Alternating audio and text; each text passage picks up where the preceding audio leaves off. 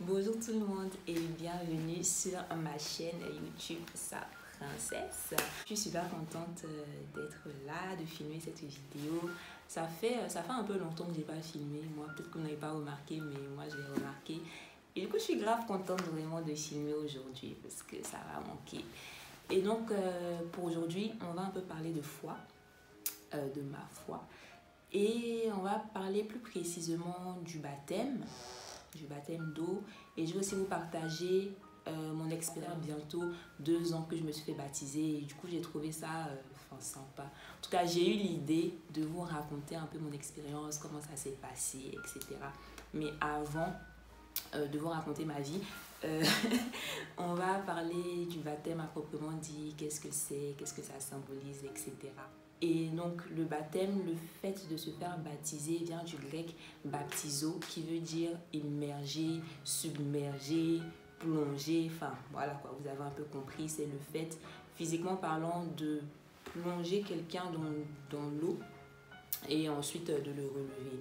Ça c'est physiquement parlant. Spirituellement parlant, le baptême est un acte symbolique. C'est un acte par lequel nous marquons notre engagement à Jésus. C'est un acte qui symbolise notre mort et notre résurrection avec Jésus. Vous vous rappelez, je vous ai dit que c'était le fait de plonger quelqu'un et de le relever. En fait, ce geste-là, en fait, ça symbolise en fait notre mort et notre résurrection. Comme Jésus est mort, ensuite il est relevé du tombeau. Nous aussi, nous venons dire que nous sommes morts à notre ancienne manière de vivre, à notre ancienne manière de faire et nous décidons de ressusciter avec Christ, de marcher avec lui, de marcher selon ses principes, de marcher selon sa parole. C'est qui définit assez bien cette symbolique-là et c'est dans Colossiens 2, verset 12 que je vais lire, que je suis en train de chercher dans ma petite Bible. Voilà, qui dit, vous en effet... Attendez. Qui dit, vous avez en effet été ensevelis avec lui par le baptême et vous aussi ressuscités en lui et avec lui par la foi en la puissance du Dieu qui l'a ressuscité. Donc voilà un peu la symbolique du baptême. Ensuite, le baptême est un engagement de bonne conscience. C'est-à-dire qu'on ne se baptise pas parce que tes parents se sont fait baptiser, parce qu'on t'a dit que tu dois faire baptiser. En fait, c'est une décision qui doit venir de toi. Tu dois être apte à réfléchir de toi-même. Tu dois être apte à prendre des décisions et décider de te faire baptiser. On ne se baptise pas par force, on ne se baptise pas par tradition. On se baptise parce qu'on a rencontré le Seigneur Jésus, parce qu'on l'a accepté et parce qu'on décide de s'engager avec lui par cette symbolique qui est le baptême. Donc c'est vraiment important. Je dis ça pourquoi? Parce que on m'a baptisé quand j'étais bébé, quand je me rappelle même plus, je me rappelle plus. J'étais bébé et tout, on m'a baptisé, etc. Voilà, on a mis les gouttes d'eau comme ça sur moi. Et au jour d'aujourd'hui, bon, gloire à Dieu, mes parents l'ont fait, etc. C'était peut-être un bon moment pour eux, mais moi je m'en rappelle pas. À cette époque-là, je connaissais pas Jésus, j'avais même pas un an, je n'étais même pas capable de réfléchir pour dire je vais prendre la décision de me baptiser. Donc pour moi c'est pas un baptême à proprement dit et moi je ne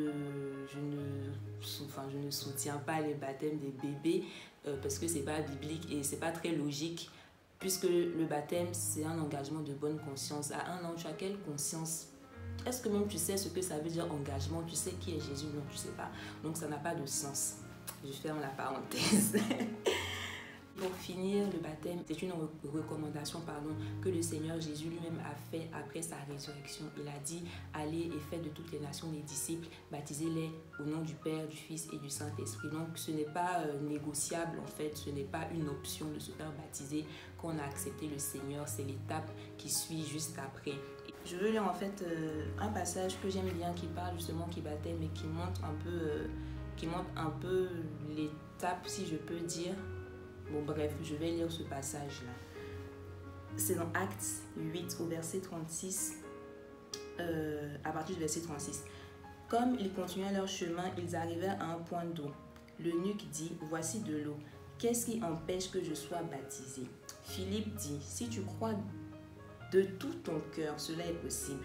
L'eunuque répondit, je crois que Jésus est le Fils de Dieu. Il fit arrêter le char. Philippe et l'eunuque descendirent tous les deux dans l'eau et Philippe baptisa l'eunuque. Voilà. Voilà ce passage que j'avais envie de lire. Tout ça pour dire en fait que si tu crois au Seigneur Jésus-Christ, que tu l'as accepté, il n'y a pas de raison que tu ne te fasses pas baptiser. Voilà, c'est la prochaine étape. Donc là, maintenant, je vais vous raconter mon expérience. Si vous avez déjà écouté mon témoignage et si vous ne l'avez pas encore fait, c'est une occasion d'aller l'écouter. Donc, dans mon témoignage, je disais que j'avais accepté le Seigneur en 2017, début 2017. J'étais en Chine, etc. Et j'avais pas vraiment parlé de ça avec mes parents, avec mes proches et tout. Bon, c'était un peu ambigu. Vous irez écouter mon témoignage. Et vers la fin de mon séjour, je m'apprêtais à rentrer et tout. Et je voulais me faire baptiser, mais pour les mauvaises raisons. Je voulais me faire baptiser parce que je m'étais dit, bon, au moins je suis loin, personne ne sera là, il n'y aura pas d'histoire. Après, je vais me faire baptiser tranquillement dans mon coin. Et puis après, je rentre, je continue à vivre ma vie et tout. Et c'était pour ça que je voulais me faire baptiser. En fait, j'étais pas... je sais pas comment expliquer ça, mais c'était pas pour la bonne motivation en tout cas. Et donc finalement, j'ai pas eu la conviction de le faire à ce moment-là. Et je suis rentrée en France et j'ai continué à vivre ma vie en fait. Et j'avais pas d'église quand je suis rentrée en France. J'avais laissé mon église en Chine, bien évidemment. Elle n'y était pas en France. Il fallait que je trouve une église. Il y avait une sœur, quand j'étais en Chine, qui m'avait recommandé une église. J'y suis allée. Franchement, j'y suis allée, c'était vraiment bien, j'ai senti que Dieu y était, etc. Mais bon, après, je me suis cherché des excuses. Je ne suis plus allée, j'allais dans d'autres églises. Je vagabondais un peu pendant quelques mois. Je vagabondais. J'étais un chrétien oiseau, comme ma soeur m'appelait à l'époque, parce que j'allais d'église en église, etc. Je dis ça pourquoi? Parce que je savais que j'avais besoin d'être dans une église pour me faire baptiser. Je n'allais pas me faire baptiser dans la rue. Enfin, il fallait que je sois encadrée pour que ça se passe bien. Et donc, j'étais toujours à la recherche d'une église. Je priais par rapport à ça. Et par la grâce de Dieu, en tout cas, Dieu a fait que je suis retournée dans la toute première église là. Je suis retournée là-bas. J'ai vraiment eu la conviction de repartir là-bas. Et donc, je suis retournée dans cette église, disons début 2018, janvier, février 2018. Et à partir de ce moment-là, j'ai vraiment eu la conviction de me faire baptiser. Je sentais que cette année-là, 2018, c'était l'année où je devais me faire baptiser et tout. J'avais prié, j'avais vraiment reçu ça dans mon cœur. Et je m'étais renseignée au niveau de l'église et tout, comment ça se passe au niveau des formations de baptême, etc. Et l'église que je fréquente, ils font une formation en fait de baptême qui dure... bon, c'est pas une formation de baptême, c'est une formation qui t'enseigne en fait les fondements de la foi. Et à l'issue de cette formation, tu peux te faire baptiser. En fait, cette formation est un prérequis pour le baptême, si je peux dire ça comme ça. Dans cette formation aussi, on explique le baptême, on explique la portée du baptême, etc. Et donc, je m'étais renseignée et la formation dure 3 mois à peu près, etc. Je dis beaucoup d'etc. Bref. Et au moment où j'ai rejoint l'église, moi, bon, c'était un peu compliqué avec mon emploi du temps, au niveau du timing, c'était pas trop ça. Et la formation avait déjà commencé. Je crois qu'il y en a 2 dans l'année comme ça, ou 3, je sais plus. Bref, ça avait déjà commencé. Donc, j'avais déjà raté la première session et tout. Et dans mon cœur, j'étais là, oh, j'ai raté la première session de formation. Comment je vais faire pour me faire baptiser, etc. Bref, j'étais un peu perturbée par rapport à ça, mais j'ai continué à prier, j'ai continué à recommander ça à Dieu. Et avec tout ça, j'appréhendais aussi d'annoncer ma décision de me faire baptiser à mes parents. Moi, en tout cas, de mon côté, j'avais pris la décision. Moi, c'était sûr que j'allais me faire baptiser. Je ne savais pas encore comment, quand, etc. Mais moi, dans mon cœur, c'était je vais me faire baptiser. Mais j'appréhendais un peu d'annoncer ça à mes parents. Je me disais, déjà, tu as accepté Jésus. C'est un peu bizarre, tu vois, avec la famille, avec ma maman et tout. Si là, je me dis que je vais me faire baptiser, ça sera encore vraiment compliqué. En plus, mes parents m'ont déjà baptisé quand j'étais bébé. Qu'est-ce qu'ils vont dire? Enfin, j'ai eu tout plein de raisonnements comme ça. J'étais un peu... comment dire? J'étais... Voilà quoi. j'étais un peu anxieuse par rapport à ce que mes parents allaient dire.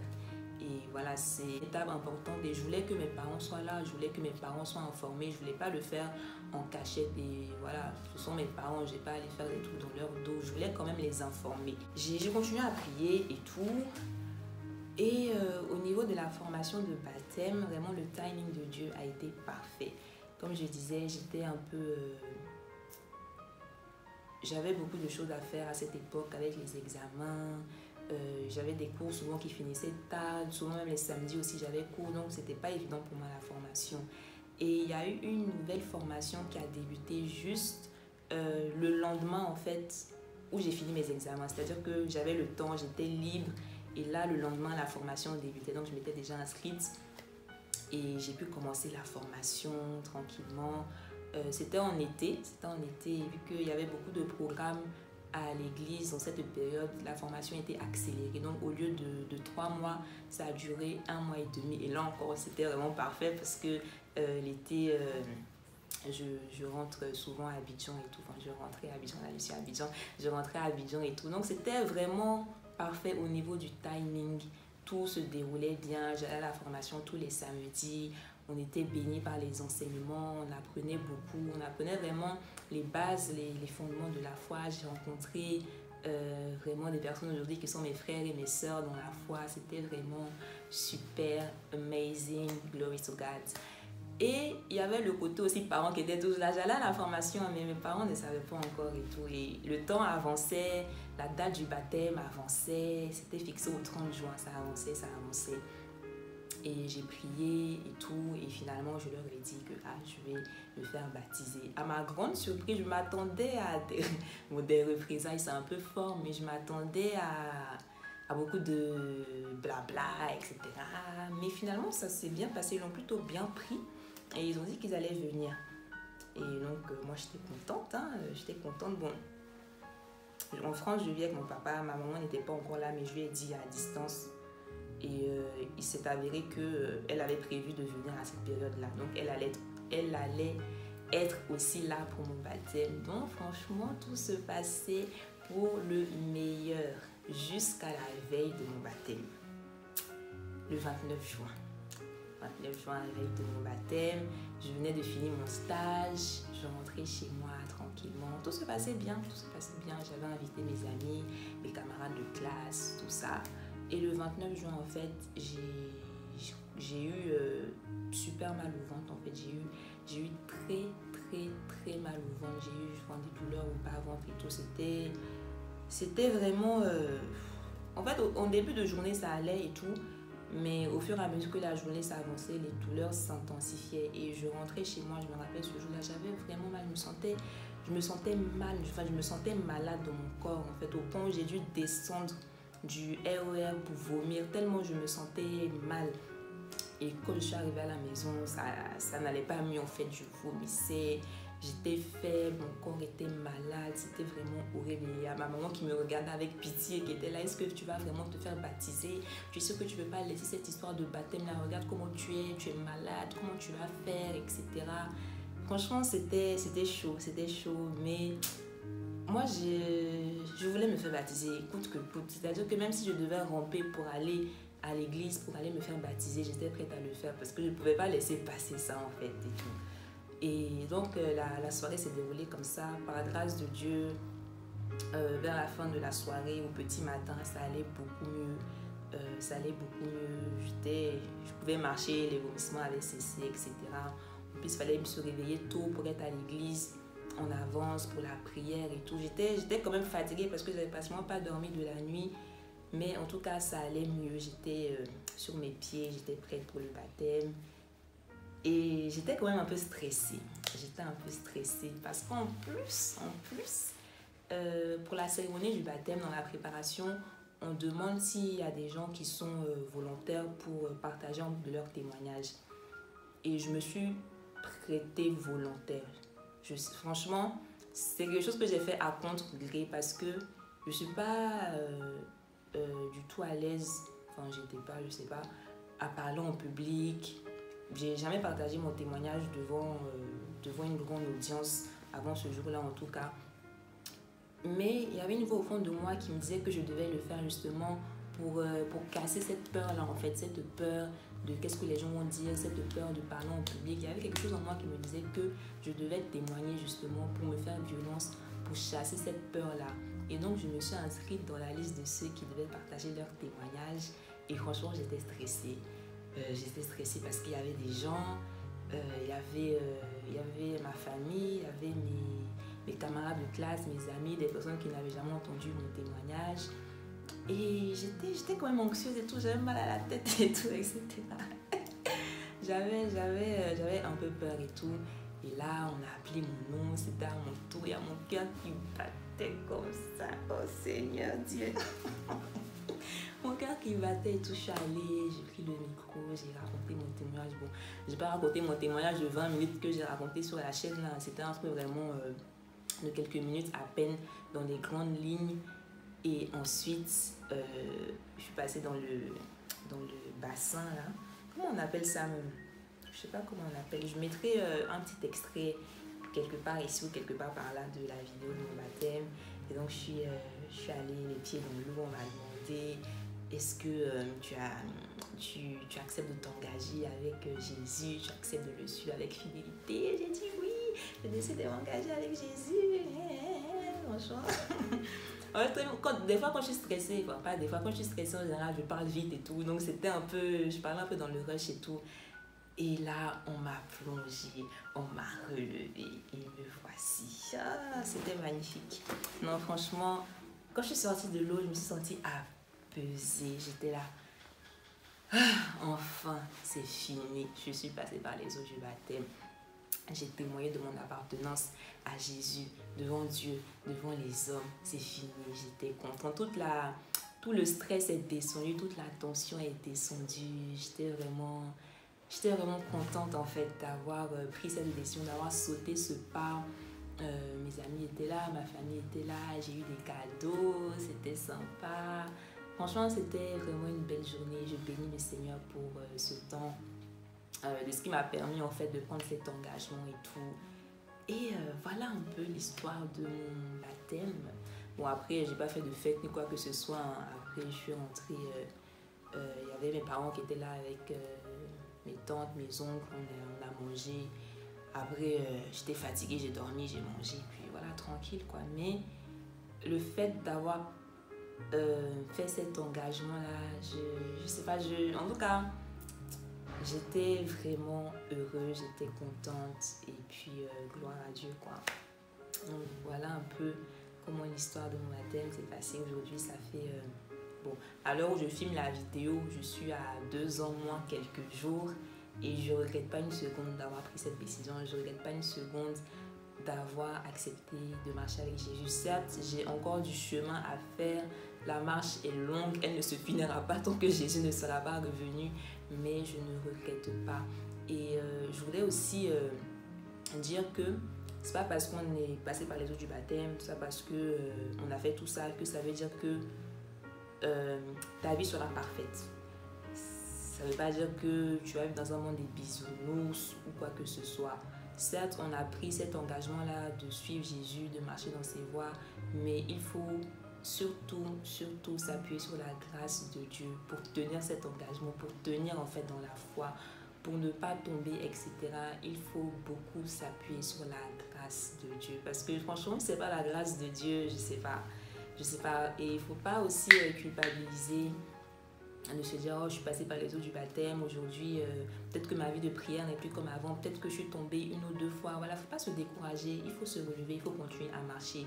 La vie chrétienne, c'est pas une ligne droite, il y a beaucoup de comme ça, voilà. Voilà, il y a, je veux dire, c'est pas parfait sur le long. Donc, il faut s'accrocher, même si tu es tombé, même si ça a été difficile, il y a eu des moments difficiles et il y aura des moments difficiles. Il faut vraiment continuer à s'accrocher. Dieu ne nous laissera jamais tomber. Il n'a jamais dit que ça sera facile, mais il a dit que ce sera avec nous jusqu'à la fin du monde. Donc, c'est de vraiment s'accrocher à Dieu, de compter sur sa grâce pour marcher dans ses pas, de compter sur le Saint-Esprit en toutes choses, pour toutes choses.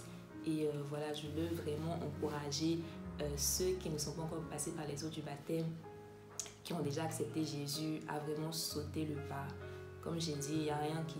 Enfin, je sais pas, je connais pas votre vie, je peux pas dire qu'il y a rien qui vous empêche. Peut-être que il y a votre famille, peut-être que il y a plein d'autres choses, enfin je sais pas, mais il s'agit que c'est un engagement entre Dieu et vous. Et la Bible dit que si tu réunis Dieu devant les hommes, lui aussi va te réunir au dernier jour. Donc vraiment, peu importe là où tu es, peu importe les difficultés que tu as, sache que Dieu est là pour toi. Il sera toujours là pour toi. Il ne va jamais te laisser tomber et il n'attend que toi en fait, que tu fasses ce pas-là vers lui. Et si tu n'as jamais accepté Jésus dans ta vie comme Seigneur et Sauveur, qu'est-ce que tu attends? Je sais même pas comment dire ça encore parce que l'amour de Dieu, ça surpasse en fait toute compréhension. Et donc vraiment, toi qui ne le connais pas encore, je t'invite vraiment à faire ce pas-là vers lui. Lui, il est déjà là en fait. Lui, il est déjà là, il t'attend. Maintenant, il attend que toi, tu fasses le pas. Et vraiment, je peux t'assurer que c'est une décision que tu ne vas jamais regretter de ta vie. En tout cas, moi, je ne regrette pas. Ma vie n'est pas encore finie, mais je ne regrette pas. Et je prie pour ne jamais le regretter. Et voilà un peu où la vidéo s'arrête. En tout cas, merci d'avoir regardé cette vidéo. Moi, ça m'a fait plaisir de la filmer, de partager cette petite expérience avec vous. Et jusqu'à la prochaine vidéo, que Dieu vous bénisse. Et voilà, franchement, j'ai pas d'autre chose à dire. Prenez soin de vous, oui, prenez soin de vous. Prenez soin de vous, c'est important. Prenez soin de vous, respectez les mesures barrières, restez chez vous, faites attention, prenez soin de vos proches, etc. Et puis, Dieu vous aime, moi aussi. Et puis, on se dit à la prochaine vidéo. Bye, bye, bye, bye, bye. Bye.